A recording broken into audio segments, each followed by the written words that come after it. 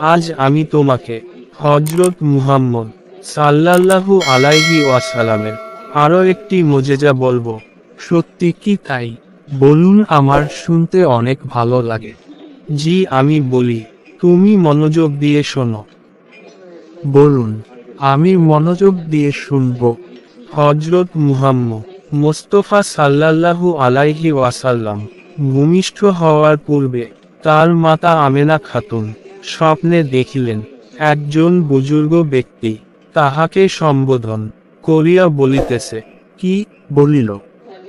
হে আমেনা, তোমাকে সুসংবাদ জানাইতেছি যে তোমার গর্ভে সাইয়াদুল মুরসালিন ও রাহমাতুল্লিল আলামিন শেষ নবী অবস্থান করিতেছে। তা শুনে আমেনা খাতুন কি বলল?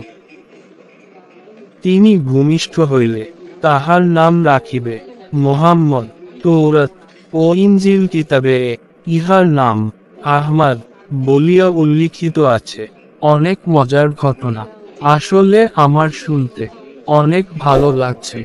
নূরনবী মুহাম্মদ সাল্লাল্লাহু আলাইহি ওয়াসাল্লাম ভূমিষ্ঠ হওয়ার পূর্ব মুহূর্তে বেহেশত হইতে বিবি আছিয়া ও হযরত মরিয়ম অসংখ্য হুরকে সঙ্গে লইয়া বিবি আমেনা খাতুনের সেবা ও পরিচর্যা করার জন্য আগমন করিয়াছিলেন। অনেক অনেক সুন্দর হযরত মুহাম্মদ সাল্লাল্লাহু আলাইহি ওয়াসাল্লামের মুজিজাগুলো আপনি বলেন, আমি অনেক বেশি জানতে চাই। আজকের মতে এ পর্যন্ত। কাল আবার অন্য একটা মুজিজা নিয়ে হাজির হব। সে পর্যন্ত তুমি ভালো থাকো। বন্ধুরা, আমার কাছে অনেক ভালো লাগলো।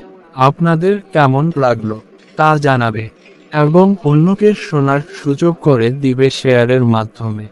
আজকের মতে আল্লাহ হাফেজ। সবাই ভালো থাকবেন।